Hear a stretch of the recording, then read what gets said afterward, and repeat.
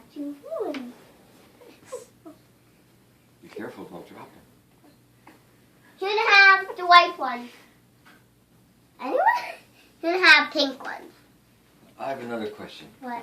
How did you train them so good that they don't fly away? Because I feed them nice and I take really good care of them. Okay, that's a good answer. Do they bite? No. Someone's coming. Fly up. There they are. Having a bird show. Just in time for the bird show. Okay.